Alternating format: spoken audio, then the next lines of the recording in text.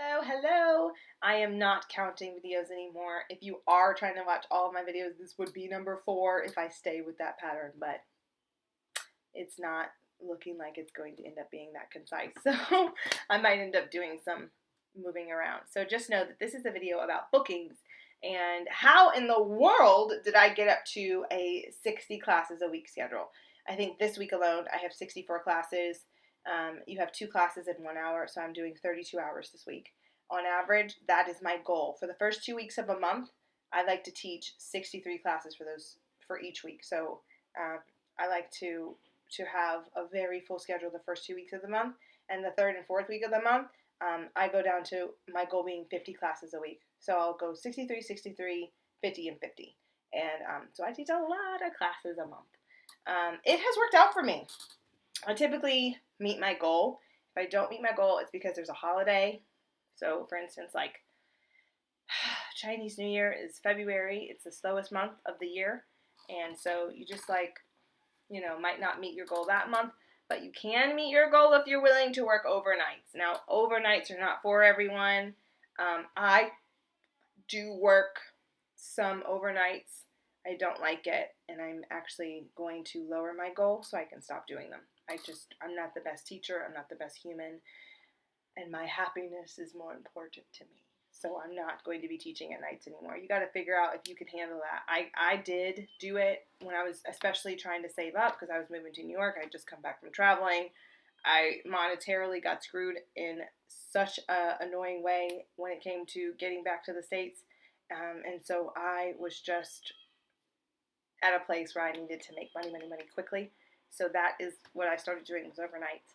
If I need to make some extra money, overnights are a perfect way to do it. And when I say overnights, I mean like starting for me, I start typically at 8:30.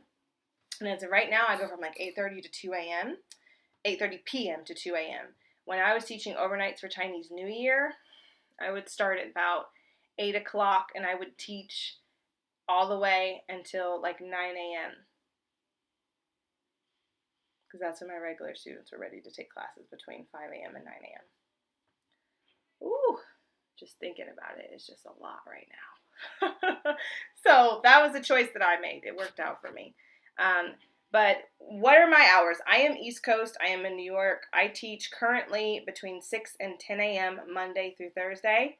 On Friday, I teach 6 a.m. to 10 a.m. And then I start again at 8:30 p.m. and go until about 2 a.m. Then I start again at 6 a.m. on Saturday, and then I go all the way until 10 a.m. And then that evening, I'll start again from 8:30 to 2 a.m. And then that Sunday, I actually start at 5 and teach from 5 a.m. to 10. So I'll try to do some type of effect where I write that down. I don't even know if that was clear. But those are my hours right now. I teach 7 days a week. I don't like teaching 7 days a week. I'm going to end up building in a day soon. But when I was getting started, that was kind of what was important for me to build a consistency. I have listened to a lot of different videos about how people got started and what they did and what worked best for them. And they all say consistency is key. And so you want to create a schedule that you actually want to teach or can teach. But sometimes you have to do hours in the beginning that you don't actually really want to do long term just to build up your clientele, just to build up your students. Because what will happen is they will follow you into a new schedule. I've changed my schedule many times and they follow me. And I've been doing this since September. So this has not always been my schedule. I'm also someone who does not like a lot of gaps in my schedule. So if I start noticing that a certain time period isn't booking, I shut that down. So I try to suction all my kids into a certain time block. For instance, I tried to open up like 5 a.m. to 10 a.m. Monday through Thursday, but my 5 and 5:30 weren't booking, but I was always booking between 6 to 9:30. So those are my main hours that my kids rock with me. And so I don't even worry about those 5 to 6 hour anymore during the weekdays because it was creating weird gaps in my schedule. And for me, gaps irritate me because it's like I'm not getting paid when I'm not booked. And so if I'm like having a bunch of gaps in my schedule, I'm not getting paid, but then my day also feels longer than it actually is. So for me, it's like I love to just get my back-to-backs knocked out. I do 8 to 10 classes back-to-back. that's my happy place. I do not do more than that because that is not a happy place. I think like 6 is where I can do it, and I'm like, ugh. But by the time I get to 8, I'm already like, oh, this is the day. That's 4 hours straight. And I teach all lower levels, so it's a lot of energy for 4 hours. So yes, I am done by the time I get done with that 8th or 10th class.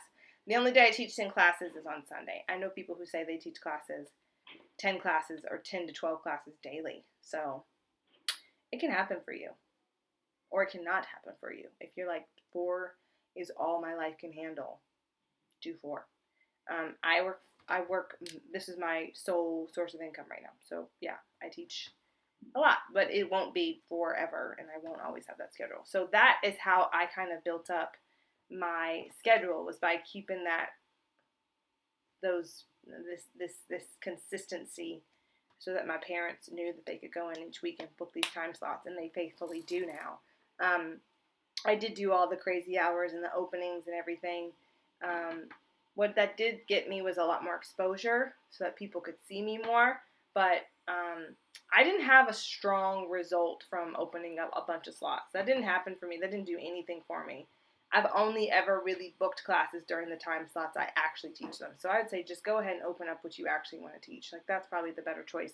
And just wait for it to happen. Get in classes, get in workshops, make sure you have a good picture, make sure that you have a good video. I use my friends' kids to make a video of me like reading to them or teaching them, and I think it's a really good video. It was shot really well, so that worked for me. A lot of people, you can just go online and they have their videos posted.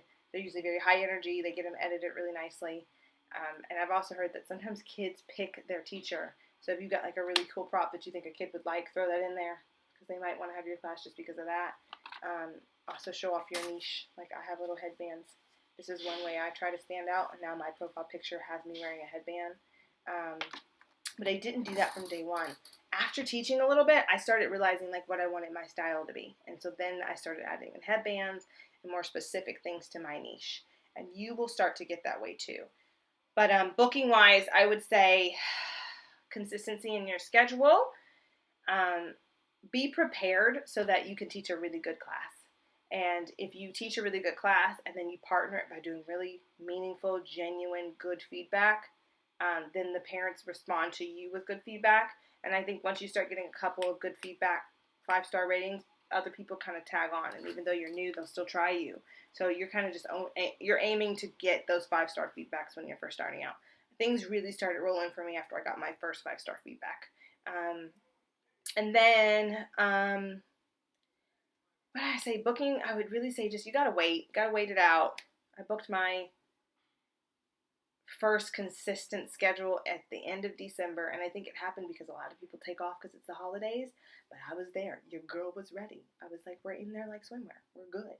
And that's when I booked a lot of my classes and started booking up my consistent regulars and meeting all these new students, and that followed me into the new year. But I had been with the company since September, and I didn't start booking consistently until December. So when you're out there and you're upset about not booking, just remember, like, that's completely normal. You're going to see videos of teachers saying they were booked in the first 2 weeks.